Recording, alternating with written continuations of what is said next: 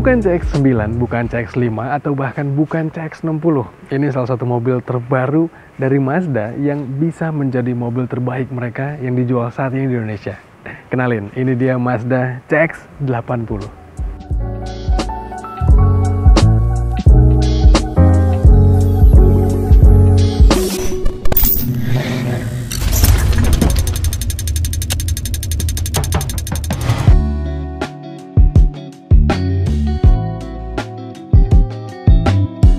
Kesuksesan Mazda CX-60 rasanya membuat PT Eurocars Mazda Indonesia makin bergairah untuk bermain di segmen medium SUV luxury.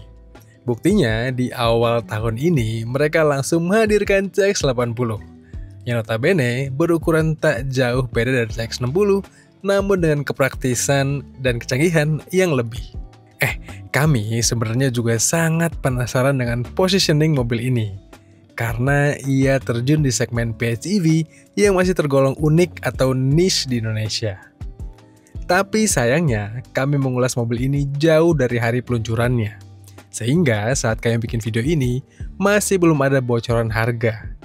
Seperti biasa, untuk harganya kalian cek deh di kolom deskripsi video ini, atau baca di artikel soal Mazda CX-80 di detikauto.com. Desain-wise, memang mobil ini tuh mirip banget dengan CX-60 dan itu tuh menjadi bahasa desain generasi barunya Mazda kali ya, yang kelihatan klimis, stylish, tapi juga ada elegan yang kuat banget. Dan banyak hint-hint desain yang mirip teman-teman antara CX-80 dengan CX-60.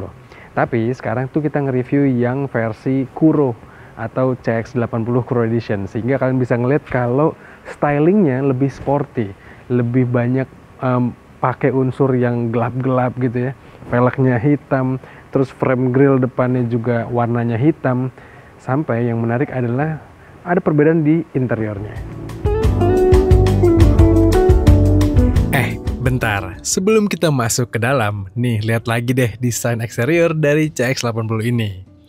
Mazda memang jago ya bikin mobil yang kelihatan mewah. Konsep mereka sih, konon graceful toughness. Jadi bikin mobil yang kelihatan berwibawa, elegan, tapi juga kelihatan tangguh. Cuma harus diakui kalau potongan depan mobil ini tuh mirip banget sama CX-60 ya. Bonetnya panjang dengan grill yang identik pula. Nah, kalau dari samping, karena mobil ini dimensinya lebih gede, dengan wheelbase yang lebih dari 3 meter, tentu kerasa banget bedanya. Apalagi untuk interiornya, jujur saya sih lebih suka yang non-kuro nih. Karena penggunaan material yang lebih terang atau putih di interiornya, yang khasnya Mazda kekinian tuh terasa mewah dan JDM banget. Cuma ya di CX-80 Kuro ini, kalau kalian suka yang looknya lebih bold, lebih sporty, pasti keren juga. Iya, kami juga selalu suka dengan filosofi desain Mazda yang mencoba clean, tapi nggak menghilangkan esensi dari kepraktisan penggunaannya. Itu kenapa model kokpitnya masih dibekali banyak tombol fisik yang bermanfaat untuk berkendara.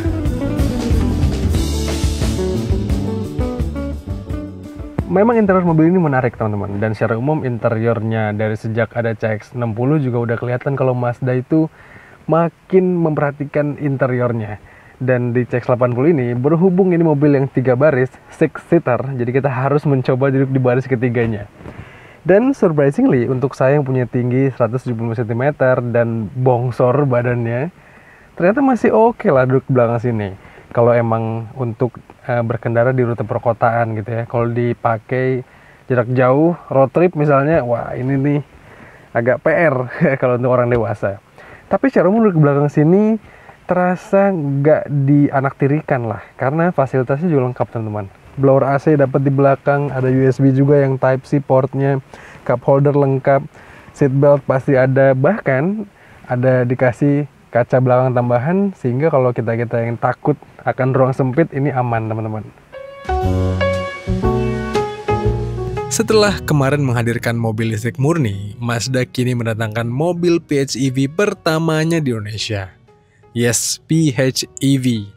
Jadi ini mobil pakai mesin bensin yang dibantu baterai serta motor listrik. Tapi baterainya itu bisa dicas secara manual atau dicolok langsung. Mesinnya CX-80 yang masuk Indonesia ini berkapasitas 2500 cc. Sebenarnya mesin bensinnya aja udah cukup bertenaga loh. Belum lagi karena dikawinkan dengan motor listrik yang juga besar tenaganya. Jadi total tenaga mobil ini kalau lagi peak performance tentu gede banget. Di sisi lain mobil ini juga bisa irit. Karena kan kita bisa bawa mobil ini tanpa mengeluarkan bensin.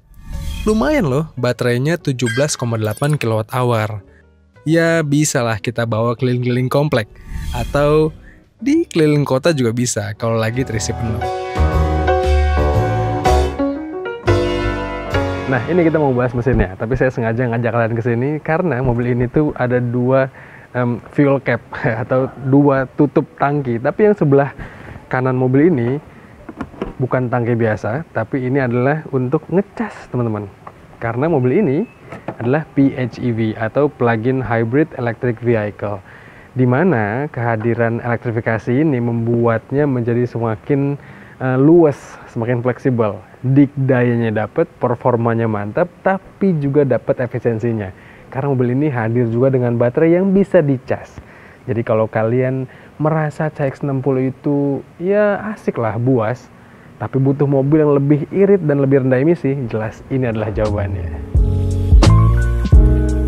Kehadiran model PHEV pertama dari Mazda di Indonesia membuat segmen mobil elektrifikasi makin seru lagi. Sekarang jadi ada pilihan baru nih buat kita yang gak mau ribet atau ketergantungan sama casan.